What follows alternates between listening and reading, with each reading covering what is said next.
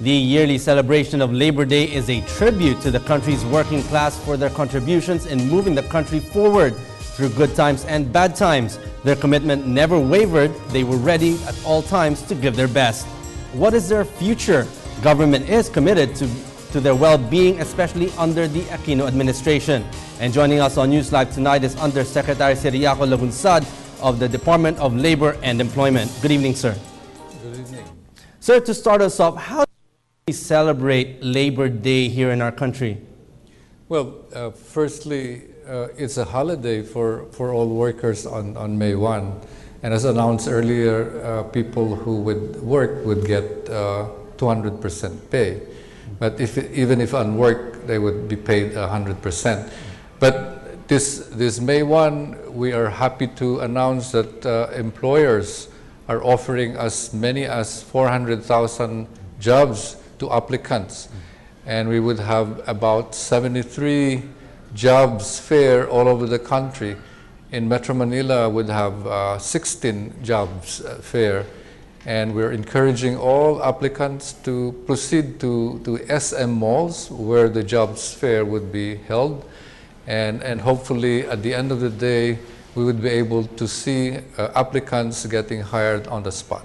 Sir, tomorrow the President Aquino will meet with labor leaders for a dialogue during breakfast. What are the issues that will be tackled during this dialogue? Well, essentially, issues that relate to the celebration of Labor Day would be related to benefits of workers, their protection, issues like security of tenure, additional social protection, and this would be discussed tomorrow. And hopefully the President would be able to settle the issues that the workers are bringing to him tomorrow. Sir, will the dialogue tomorrow, will that encompass both the formal workers and informal, or will it just be the formal workers that will have the dialogue with the President? Well, basically tomorrow it's a dialogue between the President and the representatives of formal labor, the federations. But we would also have a Labor Day celebration for the informal sector, and we are expecting that on May 30 we will be convening a Labor Day celebration for the informal sector. So are the issues almost the same between the formal workers and the informal workers that will actually, as you said, will have a dialogue at May 30?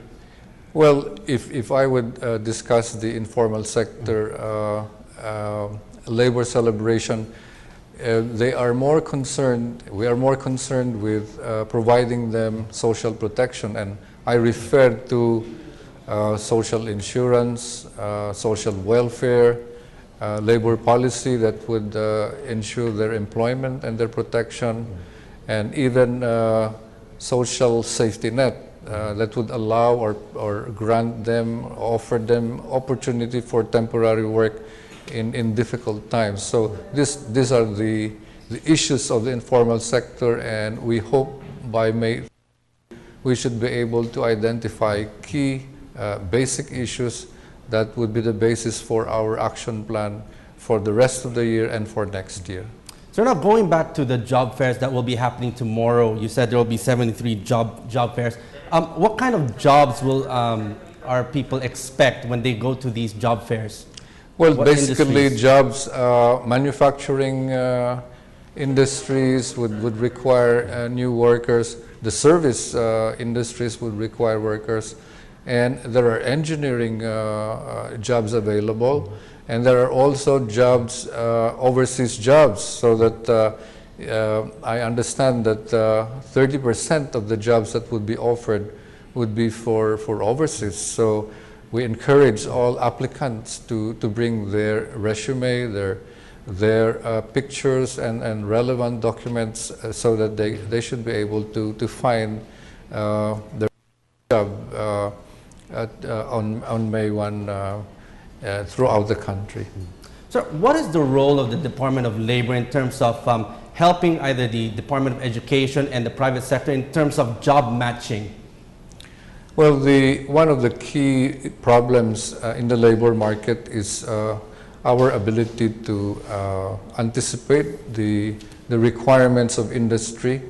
If industry is able to reveal its requirements for the next 5 years, then this can be signaled to the Department of Education and SHED, and we would be able to encourage students to take up courses that would have future demand, so that if this information is transmitted to the students, they can make their decisions on what courses to invest in, so that by the time they graduate, there will be actual openings to fit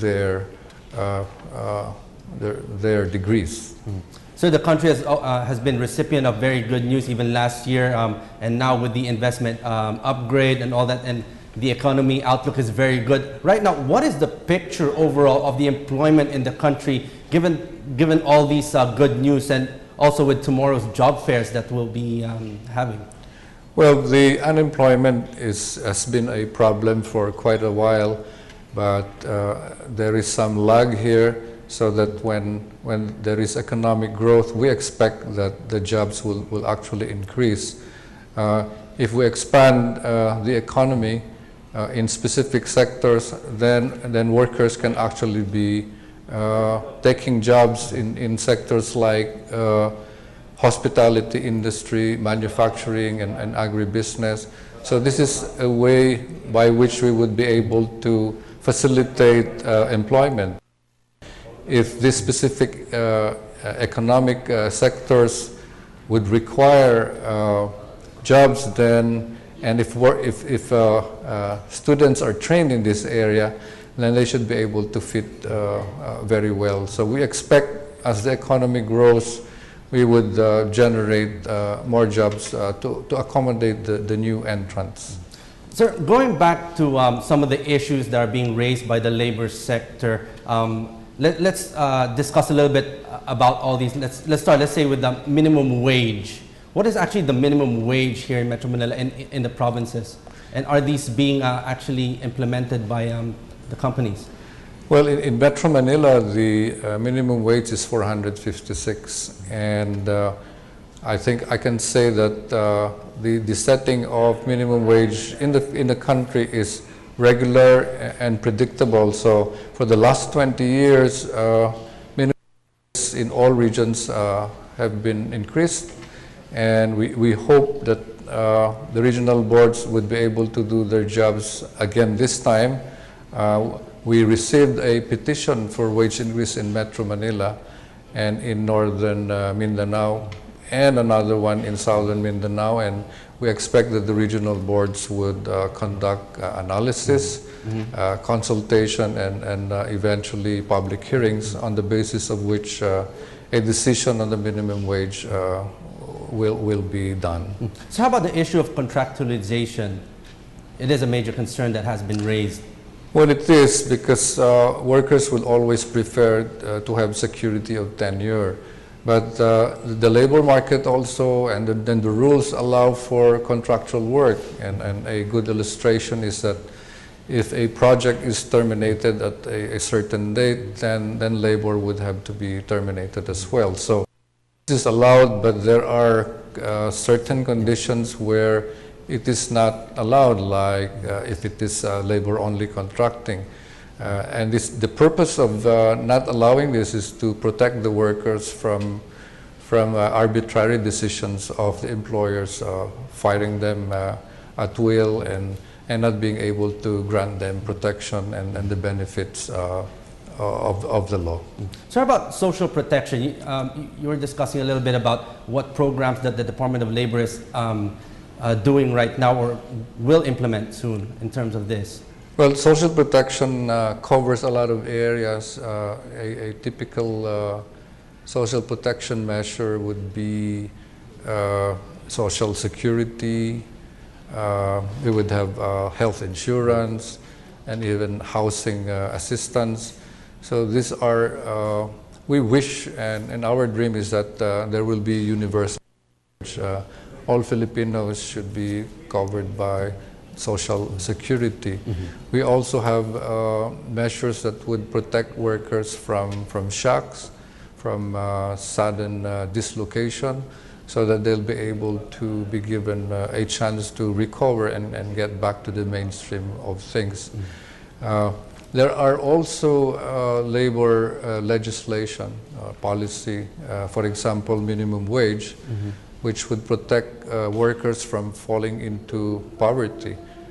Minimum wage is actually above poverty threshold, and government would make sure that the income of workers would not fall below poverty threshold. That's why you see on a regular basis increases in minimum wage. So annually, we expect that minimum wage would be increased. Sir, and finally, sir, does the Department of Labor have enough power to actually monitor the companies that they're actually complying with all these? Well, we're happy to announce that the President has granted the Department of Labor additional 372 jobs and a budget of about 180 million, creating what we call as compliance officers. They will be trained and they will be deployed all over the country to make sure that companies would comply with labor standards. They will also provide them technical assistance like productivity improvement programs, trainings, so that we would not see compliance officers as mere inspectors, but also advisors, so that they can help enterprises performance and grow and eventually hire more people.